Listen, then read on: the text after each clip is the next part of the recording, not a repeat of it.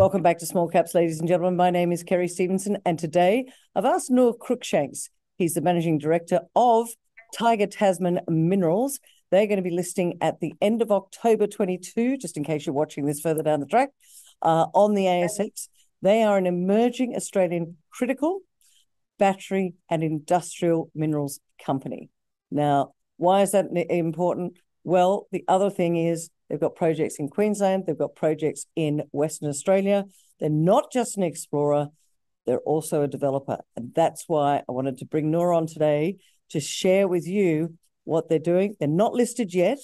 However, you can still get involved with the raise. I think it's open at the moment. I'll talk to Noor about that in a moment. The code, once they list, will be T1G, not TIG, T1G. So I mixed it up earlier too.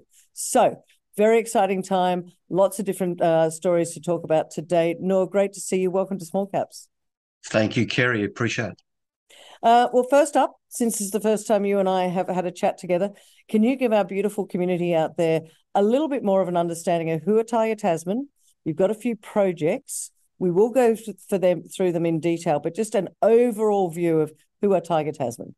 Certainly. Look, Kerry, Tiger Tasman Minerals was founded back in 2014. In 2018, we started assembling a portfolio of quality projects, and predominantly around critical minerals, battery materials, and industrial minerals. And all of our projects are based in Australia, so we're Australian domiciled. We've got 4 projects in WA and 1 in Queensland. The target for our projects really is around copper, nickel, manganese, lithium, with dense media magnetite as a decarbonisation opportunity, which we're pursuing quite aggressively. So we've got a portfolio of both exploration and development. So 4 exploration projects, all based in WA, and 1 development project, which is just based outside of Townsville, in Queensland, and that's the dense media magnetite project. So we've assembled quite a talented team of people around Tiger Tasman. A number of these projects have been worked on anywhere between 2 to 5 years. So there's been a lot of pre-work undertaken prior to us coming on for an IPO. Well, that's kind of good, because I'll talk about that in a minute, but a little bit of de-risking going on there. Can we start with Queensland, given that's where I'm based at the moment? And also given the fact that that's more of a pre-development. So let's talk about that. I think it's called the Iron Skarn Project, not That's far correct. out of Townsville. Where are you at with it? Why is it part of the portfolio? Certainly. So, look, the Iron Skarn project, in fact, is both a pre-development project with significant exploration upside, and I'll explain that to you in a moment. But the project was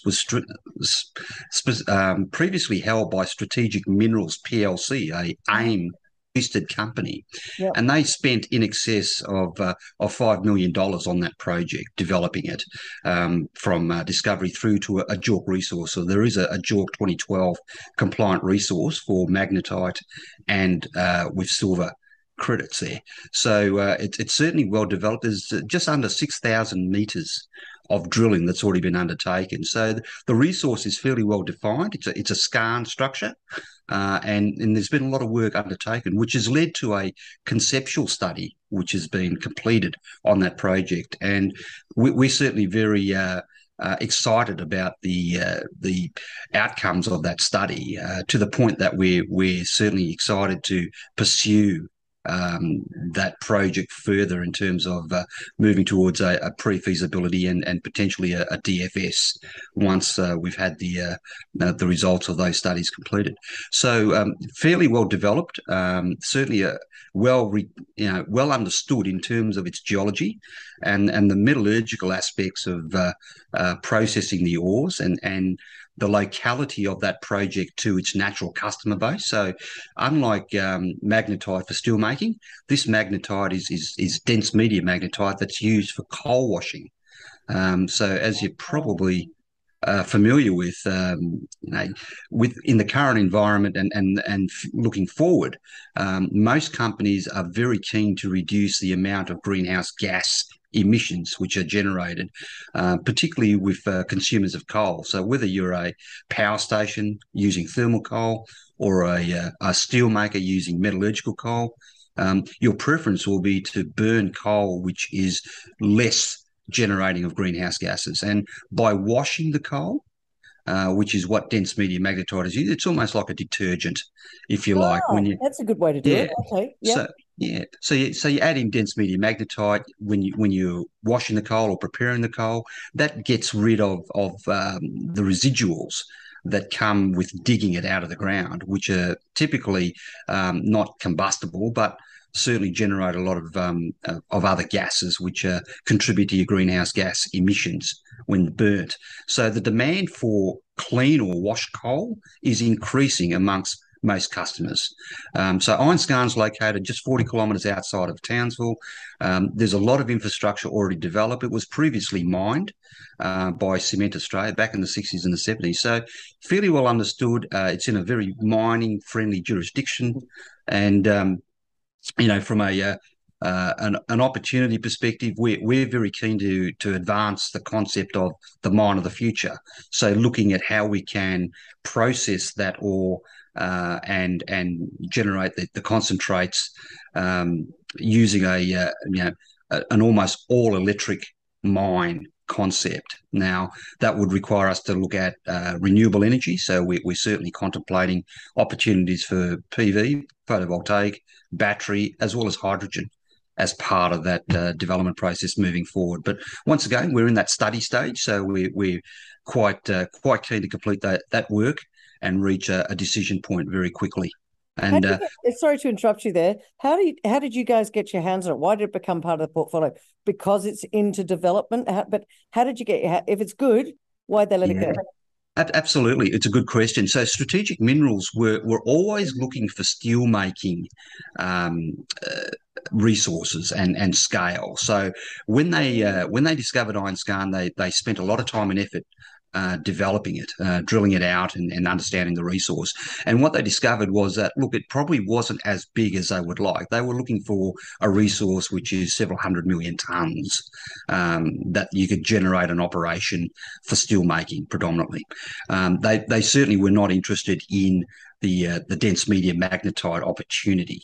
And when we looked at the work that was completed and the current vendors of that project, had completed the study, they discovered, quite an attractive opportunity to supply dense media magnetite into coal washeries and the coal industry, which lies at the very doorstep of Townsville. So in the Bowen Basin. So you've got, anywhere between 150 to 170 million tonnes per annum of coal being shipped out of Queensland, and the bulk of that is in the Bowen Basin. So in terms of location and the economics of the project, we're certainly very pleased and excited about being able to acquire it after Strategic Minerals had released the project. Okay, so they basically said it's a little bit too small for us. But also, if I'm reading this rightly, back in 2018, coal washing wasn't as important as it is today, because today the importance for coal is almost increasing, if you like. We can't just switch coal off, but they want to make it a bit more user-friendly, if you like. So is the demand for dense media magnetite increasing in terms of its value? Yes, no, very, very much so. Good observation, Kerry, and you're absolutely right. So the demand for, based on the forecast that we've certainly been using and reviewing, the demand for dense media magnetite is only increasing. So the number of mines that are switching towards providing more washed coal to their clientele, because their clientele is demanding it. And also they benefit as well because you get a premium for washed coal over unwashed coal. Yeah. So it makes economic sense for the coal companies. Quite apart from that, the fact that their greenhouse gas emissions by the end user is reduced, their Scope 3 emissions as a coal miner also will be impacted by the success of their customers. So there's certainly a significant benefit by coal mining companies in Queensland once we actually execute on the project. Okay. I mentioned right at the start that you're in the midst of the IPO right now as I speak to you, potentially listing on the ASX end of October, beginning of November, sometime around then.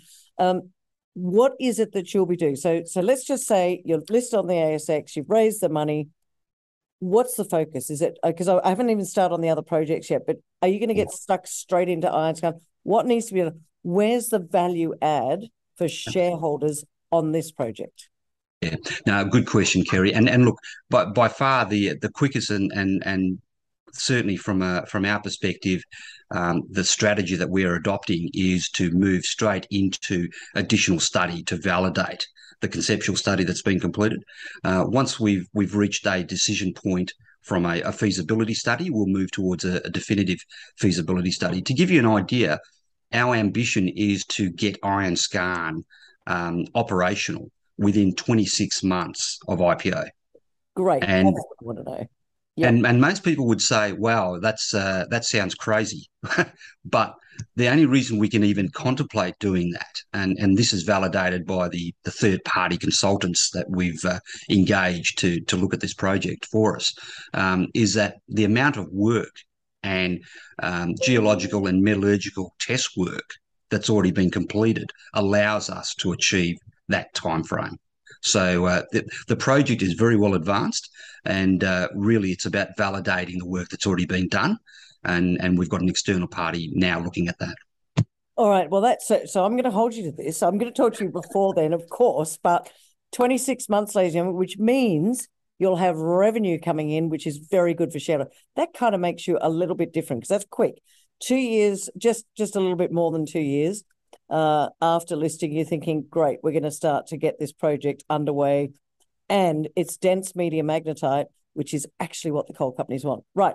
Let's get on to some of these ones in WA. You've got 4 projects over in WA.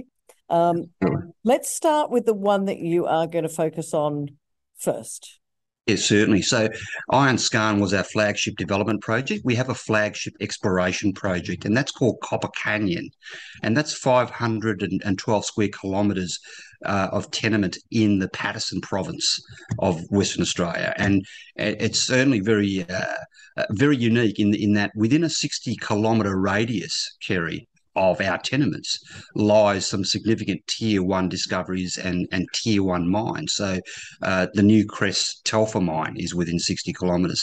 The Rio Tinto Winu discovery is just north of us, within the 60-kilometre radius. Havieron, which is the New Crest Greatland Gold discovery, that's also within 60 kilometres.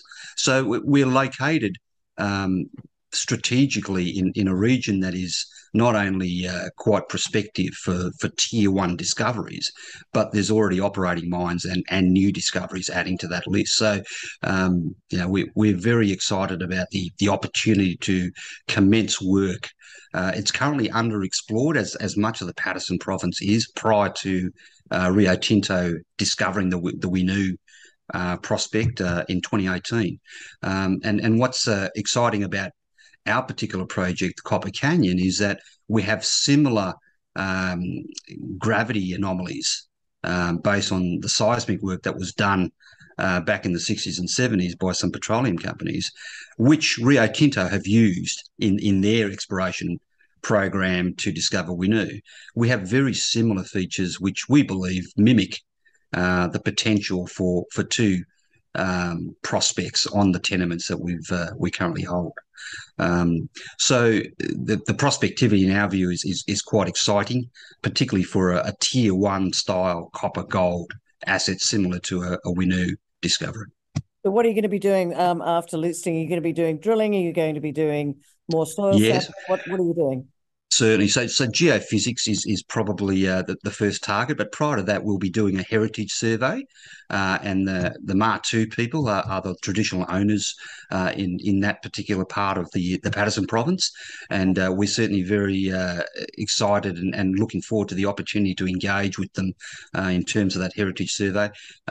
We don't expect there's significant, I guess, historical precedents there that we need to be concerned about, but the opportunity to engage with the Martu and look at how we can actually work with them, particularly in our exploration program, is probably the most exciting aspect of that engagement.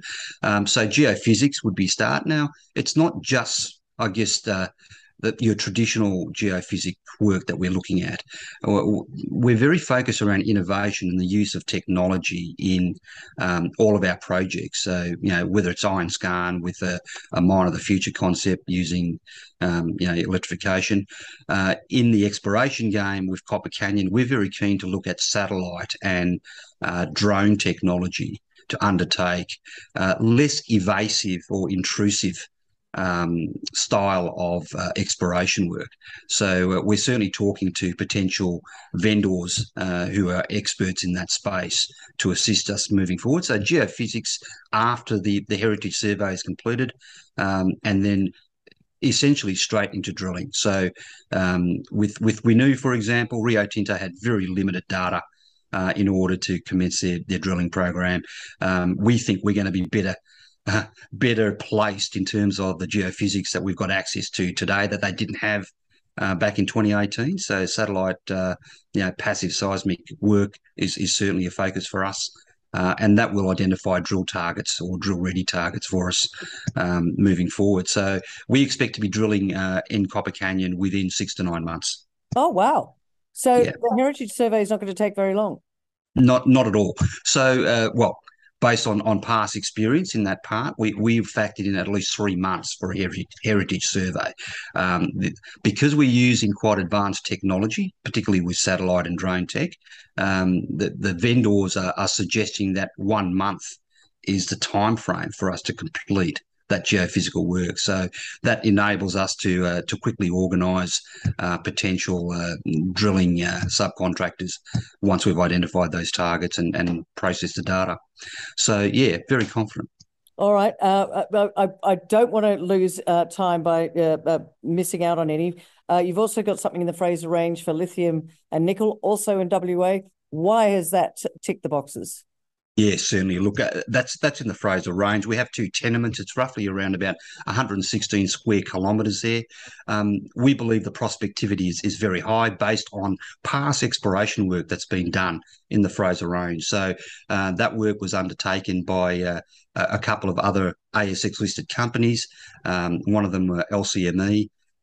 Which West Resources was their subsidiary, and they were looking for lithium-based pegmatites there, and they were certainly identified pegmatites on the tenements, the northern tenement that we've acquired. We've also got a southern tenement which is more prospective for nickel and base metals. So in that 116 square kilometres of area that we currently have secured. We have since been out to the northern tenement to map some pegmatite areas there and swarms that we've identified, and we've taken surface samples, and we're certainly keen to get the results of those samples, which are currently in front of the labs awaiting assay results. So Wow. we expect that to be out within the next 6 to 8 weeks. So post IPO. But very exciting. In the southern tenement, there's a base metal and nickel opportunity. Certainly, the geology there suggests, and the exploration that's being undertaken just around us suggests it's prospectivity for base and nickel metals. So that's the Fraser range, and a lot more advanced work is planned within 3 to 6 months of IPO. So we're going to do more geophysical work, more geochemical sampling, identify drill targets, and we're expecting to be drilling there within 3 to 6 months. Righto, we're running out of time. Mount Minnie, Pilbara, go. Mount Minnie, and another exciting project. I've probably overused that word, Kerry, but I can't help but be excited about it. Mount Minnie is an interesting project. It's about 100 kilometres just south of Onslow, so a deep water port access. We're finding, based on past exploration that's been undertaken by ASX listed companies, a 4 kilometre strike, roughly around about 40 odd percent manganese at surface. So we've got manganese outcrops coming out along that, and it's still open along strike. So they stopped at 4 kilometres. So we're very keen to do more work there, define drill targets, and as soon as possible define a resource, which we believe the geology there is dolomite based, so very similar to Woody Woody, which is Yep. certainly a well regarded manganese project that's been developed in that region. So Mount Minnie, once again, targets have been identified, and we're keen to explore that as quick as possible. So we expect to be drilling there within 3 to 6 months as well. But you guys are going to be busy because you've also got the Irahiti project, which is also, it's called the Crater Project, also in WA. Let's wrap it up with that one, and then we'll absolutely a little bit of a, yep. So that picture behind me, as you can see, is a satellite image of the Irahiti crater, or the Shoemaker crater. So we occupy Put your head the to one side. Let me have a look at that. I can't there see you it. go. There we Look at go. that. All right. It's a satellite image, and okay. no, it's quite a nice picture. In fact, we've got it on the cover of our prospectus as well. So we love it. So we occupy the northeast quadrant of the Shoemaker crater, and Rumble Resources, who's a neighbour of ours, has had some significant success with Magazine and Chinook discoveries.